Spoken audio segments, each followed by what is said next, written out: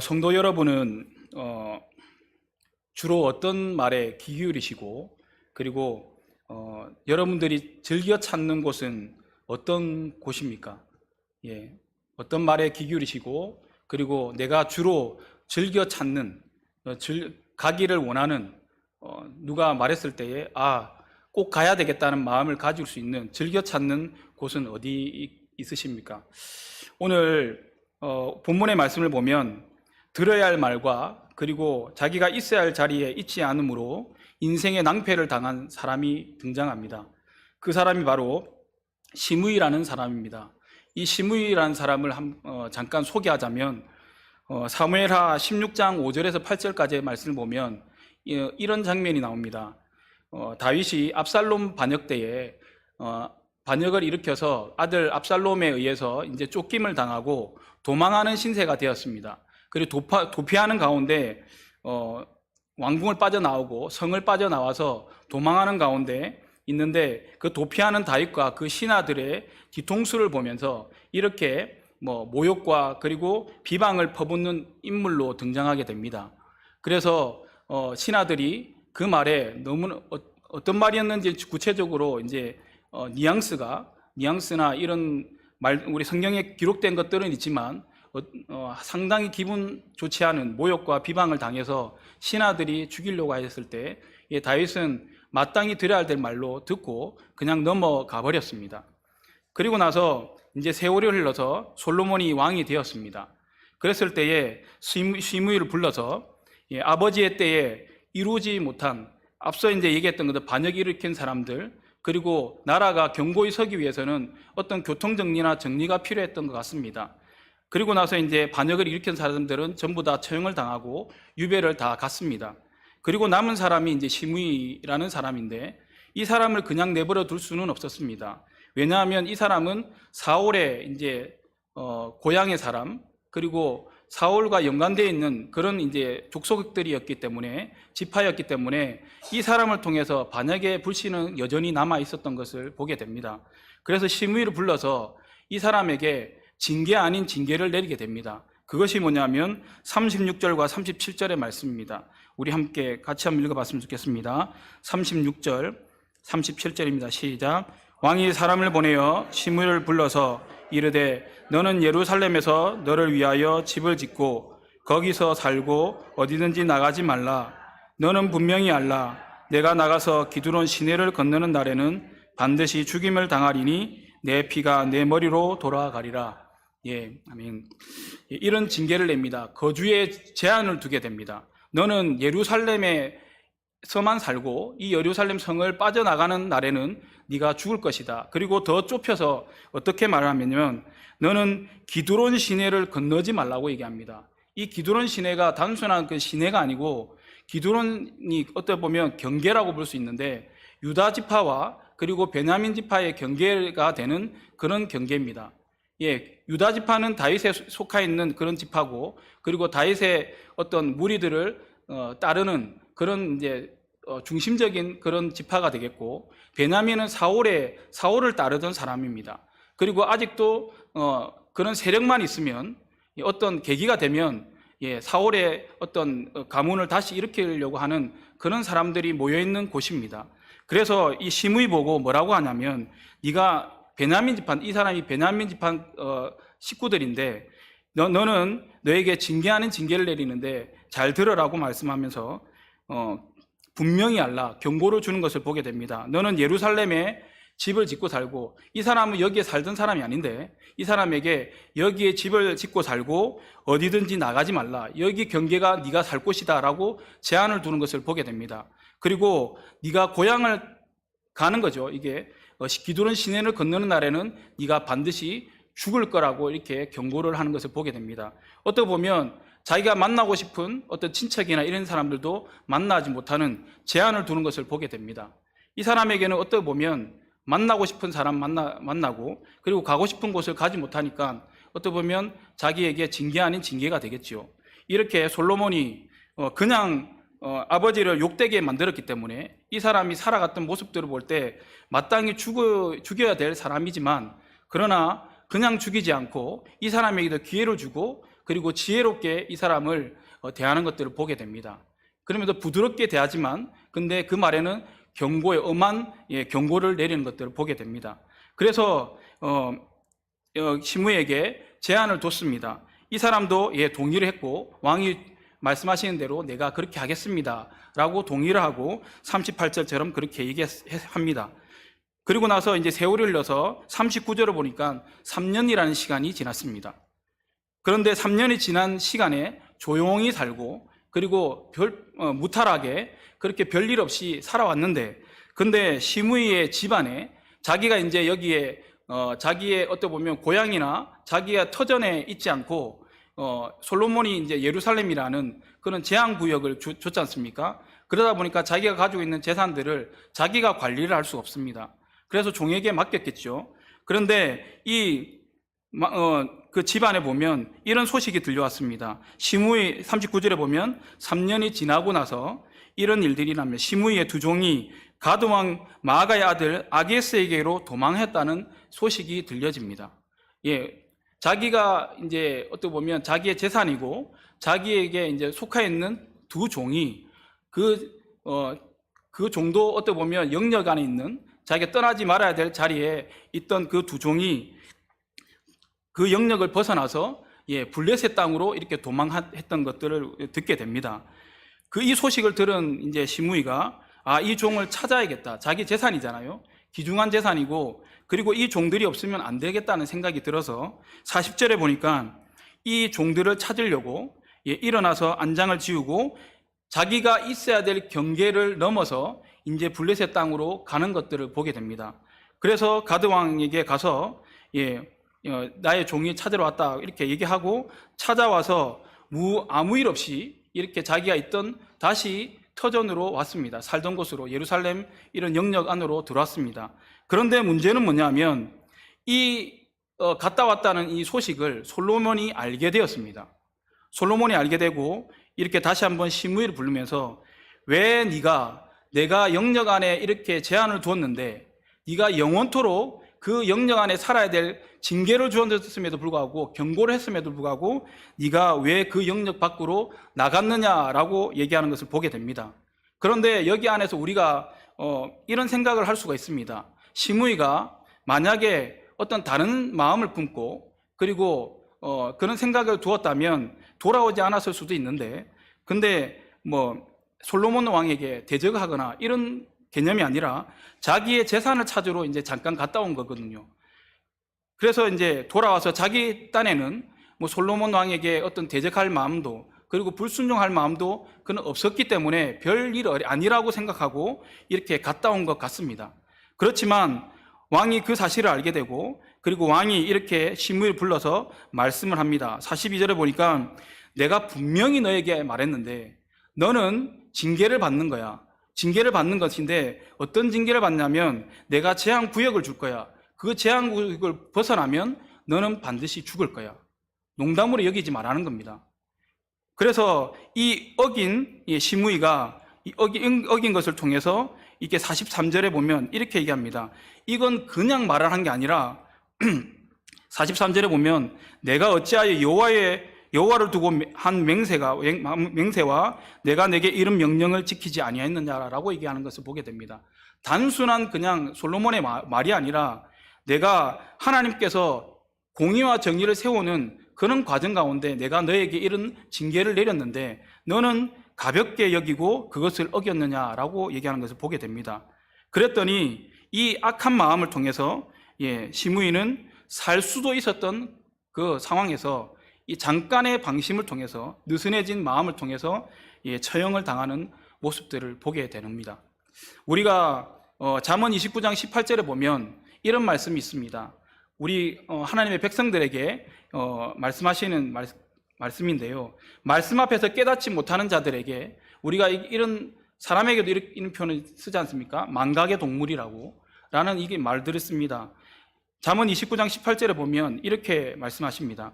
묵시가 없으면 백성이 방자히 행하거니와 율법을 지키는 자는 복이 있다 이렇게 말씀하시는 걸 보게 됩니다. 말씀을 기억하고 날마다 세월이 지나든 그리고 날이 지나든 상황이 바뀌든 언제나 관계없이 그 말씀이 마음에 새겨져 있고, 그리고 생각 속에 삶 가운데 있으면 방자히 행하지 않는데, 마음대로 행하지 않는데, 묵시가 잊어버리고 희미해지게 되면 어떤 일들이 나면 백성이 자기 마음대로, 자기 옳은 소견대로 행한다는 말씀을 하고 계시는 것을 보게 됩니다. 그래서 그 말씀을 어떤 상황이든 작건 크건 간에 그 말씀을 지키는 자는 우리에게 복이 있다고 분명히 말씀하시는 것을 보게 됩니다. 그래서 우리의 성경 속에서 이제 이런 장면들을 우리가 찾아볼 수가 있는데, 대표적인 떠오르는 이제 사람이 있습니다. 그게 뭐냐면 창세기 19장 14절에 보면 롯 가정이 나옵니다. 롯 가정이. 그래서 여호와의 사자가 하나님께서 소돔과 고모라의 악을 보고 멸망시키시기로 다짐하시고 이제 오십니다. 그리고 사자를 보내서 롯을 구원하시려고 이렇게 얘기하시거든요. 내가 어느 날이 이르면 이제 이게 소돔과 고모라를 멸망할 건데 너희 가족들에게 다 얘기해서 다 빠져나오라 라고 이렇게 얘기하시는 것을 보게 됩니다. 그런데 19장 14절에 보니까 자기 가족들은 다 빠져나오기로 이제 결심을 하였습니다. 그렇지만 딸들이 이제 결혼하기로 작정되어 있는, 약속이 되어 있는 사위들이 있었습니다. 그 두 사위에게 가서 너희들도 이러한 하나님의 심판이 있으니 너희도 같이 빠져나가자 라고 말을 건네는 것을 보게 됩니다. 그런데 19장 14절에 보니까 롯이 나가서 그 딸들과 결혼할 사위들에게 말하여 이르기를 여호와께서 이 성을 멸하실 터이니 너희는 일어나 이곳에서 떠나라 하되 그의 사위들이 농담으로 여겼다고 말씀하시는 것을 보게 됩니다. 뭐 그런 일들이 일어나 지금도 우리가 즐겨 먹고 지금도 이렇게 즐거운데 뭐 내일도 그런 일들이 일어날까? 농담하지 마십시오, 장인어른 라고 이렇게 농담으로 여겼다는 겁니다. 그런데 이 롯 가정이 다 빠져나온 후에 정말로 하나님의 말씀대로 유황불이 떨어져서 모두 멸망시켰던 것을 보게 됩니다. 그리고 우리 가는 가정 가운데 하나님께서 분명히 말씀하셨습니다. 뒤를 돌아보지 말라 라고 말씀하셨는데 그 아내, 롯의 아내가 뒤를 돌아보다가 소금 기둥이 되어서 또 그 인생도 낭패를 당하는 것을 보게 됩니다. 우리가 말씀을 가볍게 여기고 소홀하게 여기면 내 삶과 내 생각보다 더 앞서 나가면 이러한 일들이 일어난다는 것을 우리에게 교훈해 주시는 것입니다. 오늘 시므이도 마찬가지입니다. 물론 재산도 중요합니다. 우리가 가지고 있는 것도 중요하지 않다는 말씀이 아닙니다. 그렇지만 이 가지고 있는 것보다 더 중요한 것이 우리의 생명이거든요. 시므이에게 분명히 얘기합니다. 네가 어떤 일이 있더라도 이 영역은 벗어나지 마. 이 영역 안에 있으면 네가 살 것이고 이 영역 밖으로 벗어나면 네가 반드시 죽을 거야 라고 경고를 했습니다. 그러면 시므이는 비록 징계를 받지만 너무나도 가벼운 징계를 받는 거거든요. 그 아버지를 모욕하고 그리고 비방했던 시므이입니다. 죽여도 마땅한 사람이지만 그러나 기회를 주시는 거거든요. 그래서 솔로몬 왕이 이렇게 지혜롭게 시므이가 다시 돌이킬 기회를 줬습니다. 네가 이 말에 복종하고 순종하고 그리고 네가 사는 날 동안에 영원히 그렇게 지키면 너는 별일 없을 거야 라고 말씀을 해주셨습니다. 그렇지만 세월이 흐르고 3년이 흐르니까 이제 말씀이 희미해져 갑니다. 느슨해져 갑니다. 그러다 보니까 이 말씀보다는 내 생각과 내 재산이 더 중요하거든요. 그러다 보니까 그 재산을 찾아서 떠나게 됩니다. 아무 일 없이 그냥 돌아왔는데 기다리고 있는 것은 사망의 그늘밖에 없다는 것을 보게 되는 것을 보게 됩니다. 우리 그래서 마태복음 6장 21절과 24절에 보면 이렇게 말씀하거든요. 내 보물이 있는 그곳에 내 마음도 있다고 말씀합니다. 만약에 시므이가 솔로몬의 왕의 그 말씀이 자기 생각과 마음의 삶의 가장 중요한 말씀으로 여겼다면 그 시므이가 인생은 좀 달라졌을 겁니다. 그렇지만 자기의 재산, 가지고 있는 두 종이 자기 생명보다 더 귀했던 것 같습니다. 자기가 죽을 거라고 전혀 생각지 않았던 것 같습니다. 가벼이 여기고 느슨해진 마음을 통해서 자기가 그 말씀을 가벼이 여김으로 어기고 돌아왔을 때 자기에게 기다리고 있는 것은 처형이라는 사망의 그늘밖에 없었던 것을 보게 됩니다. 그래서 6장 21절에는 이렇게 말씀하시지만 왜 그러냐면 내 보물이 있는 그곳에 내 마음도 있다고 말씀하시고 24절에 보니까 이렇게 말씀하시거든요. 한 사람이 두 주인을 섬기지 못한다고 말씀합니다. 왜냐하면 이를 미워하거나 한쪽을 미워하거나 한쪽을 사랑하거나 또 이걸 중히 여기거나 또 경히 여길 수밖에 없다고 얘기하거든요. 그래서 우리에게 이렇게 경고하십니다. 하나님과 재물을 겸하여 섬기지 말라고 합니다. 하나님하고 재물을 겸하여 섬기지 말라는 말이 무슨 말이냐면, 하나님과 재물을 두고 함께 섬긴다면 분명히 하나님보다 재물을 더 사랑하게 돼 있거든요. 그래서 우리 보고 이렇게 말씀하십니다. 하나님을 섬길 거면 섬기고 재물을 섬길 거면 섬겨라 라고 이렇게 말씀하는데, 그러면 이 둘 중에 하나 섬기면 되겠다, 그래서 재물을 선택하시는 분도 계시지만 그 말씀이 아니라 하나님을 온전히 섬기라고 이렇게 말씀하는 겁니다. 우리에게 너희들 부활을 하늘에 쌓아두라, 그러면 너희들이 잃어버리지 않을 거라고 말씀하시거든요. 그런데 이 땅에 두고 살아가면 좀도 있고 도둑도 있어서 그것들을 다 뺏겨버린다고 말씀합니다. 사단 마귀는 우는 사자와 같이 우리를 삼키려고, 우리의 뺏으려고, 하나님부터 벗어나게 하려고 그렇게 애를 쓰고 있습니다. 재물을 통해서, 어떠한 것을 통해서 끊임없이 우리를 유혹하고 미혹하거든요. 그래서 이렇게 말씀하시는 겁니다. 네 보물을 하나님께 두라고 이렇게 말씀을 하십니다. 그래야지 네가 살 수 있다고 말씀하시거든요. 우리의 마음과 우리가 있어야 될 곳은 어디냐면 주님께 있어야지 우리가 살 수 있다고 말씀하십니다.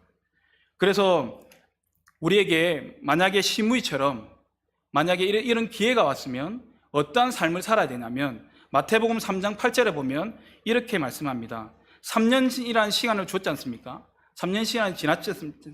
근데 이게 끝이 아니고 계속해서 이어져야 될 삶인데, 마태복음 3장 8절에 보면 우리에게 이렇게 말씀합니다.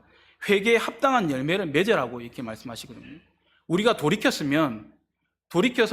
이제 그렇게 안 살아야지 말만 그런 게 아니라, 삶이 3년만 하고 끝나는 게 아니고 계속해서 이어져서 그것이 더욱더 우리의 삶에 정착되도록 삶의 열매를 맺어가라는 겁니다. 열매를 맺기 위해서 어떻게 해야 됩니까? 우리가 농사를 짓지는 않지만 농사를 짓는 거 보면 단숨에 열매를 맺는 게 아니지 않습니까? 가꾸고 그리고 뿌리고 잡초를 뽑고 계속해서 이러한 부단한 노력을 해야지 열매를 맺게 됩니다. 소출을 얻게 됩니다. 그런 것처럼 우리의 삶도 마찬가지로 회개를 했다면, 돌이켰다면 잡초를 뽑고 계속해서 나를 유혹하고 자라지 못하게 하는 것들이 있다면 그것을 끊임없이 뽑고 제거해서 결국은 열매 맺게 하는 그런 삶으로 나가야 된다고 우리에게 말씀해 주고 계십니다. 그래서 우리가 있어야 될 곳, 시므이가 있어야 될 곳을 벗어났을 때 사망에 이른 것처럼 우리도 있어야 될 곳이 어디인지 말씀해 주십니다. 그것이 어디냐면 이 말씀은 한번 찾아서 읽어봤으면 좋겠습니다. 마태복음 7장 13절에서 14절까지 말씀 함께 찾아서 함께 읽도록 하겠습니다.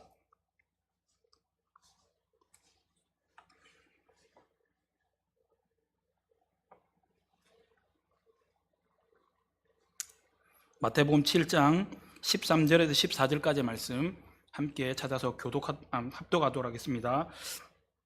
다 찾으신 줄 알고 함께 읽겠습니다. 시작. 좁은 문으로 들어가라. 멸망으로 인도하는 문은 크고 그 길이 넓어 그리로 들어가는 자가 많고, 생명으로 인도하는 문은 좁고 길이 협착하여 찾는 자가 적음이라. 아멘. 우리가 가야 될 길이 어디라고 말씀하십니까? 좁은 문으로 들어가라고 말씀합니다. 많은 사람들이 넓고 편한 길로 가려고 합니다. 그런데 우리가 다른 사람들이 다 가는 길이라고 우리도 가도 되는 길이라고 착각해서는 안 됩니다. 왜냐하면 예수님께서 우리를 구원하시고 난 뒤부터는 우리는 성별되고 구별된 사람, 나시린입니다. 그래서 나시린으로 살아가려고 애써야 되는 사람입니다. 이전에는 그렇게 살아갔죠. 그렇지만 이제 구별되고 난 뒤는 우리가 다른 사람들이 가는 길, 많은 사람들이 가는 길이라고 우리가 가는 길이 아니라는 것을 기억해야 될 줄 믿습니다. 그래서 여기의 말씀처럼 좁은 문으로 들어가는 것, 넓은 길로 가는 게 더 편하겠죠. 부딪히지도 않고 그리고 불편하지도 않고, 그 좁은 문으로 가면, 좁은 길로 가면 진짜 불편합니다. 한 줄로 서가야 되고, 많은 불편함들이 있잖아요. 골목으로 가게 되면 불편한 게 얼마나 많겠습니까? 만약에 여러 사람이 가는데 부딪히고 얼마나 불편한 게 있겠습니까? 삶에 불편한 것들은 많지만, 그러나 여기에서 말씀하시듯이 좁은 문으로 들어가면 생명으로 인도함 받는다고 말씀하시고, 그리고 넓은 다른 사람들이 다 간다고 해서 그 길로 가다가는 우리가 멸망으로 인도함 받을 수밖에 없다고 분명히 말씀하고 계십니다. 그래서 우리에게 주님께서는 말씀하십니다. 요한복음 15장 5절에 보면 이렇게 우리에게 말씀하십니다. 나는 포도나무요 너희는 가지라. 그가 내 안에 내가 그 안에 거하면 사람이 열매를 많이 맺나니 나를 떠나서는 너희가 아무것도 할 수 없다고 말씀하십니다. 우리가 있어야 될 곳은 주님 곁입니다. 주님 곁이라는 것은 우리가 세상의 영역이 있는 것이 아니고 주님께서 우리에게 제한해 주신 그 영역 안에 있는 것이 우리가 가장 안전하다는 겁니다. 때로는 우리가 바깥에 나가고 싶고 우물 밖에 개구리가 나가고 싶어가지고 가다가는 말라 죽게 돼 있습니다. 우리가 그것이 안전한 것 같고 정말 좋은 곳 같지만, 그러나 우리가 제일 안전한 곳은 주님 곁에, 주님 안에 거할 때 우리가 열매도 맺을 수 있고 생명이 있는 곳이 그곳이라는 것을 우리에게 말씀해 주십니다. 오늘 시므이라는 사람을 통해서 우리가 교훈을 얻었습니다.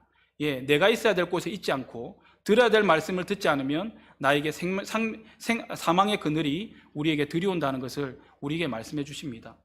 듣기도 힘들 때도 있고, 그리고 지키기 너무 힘들 때도 있지만, 그러나 그것을 부단히 힘써서 그것을 지키면 우리에게 복되다고 분명히 말씀하고 계십니다.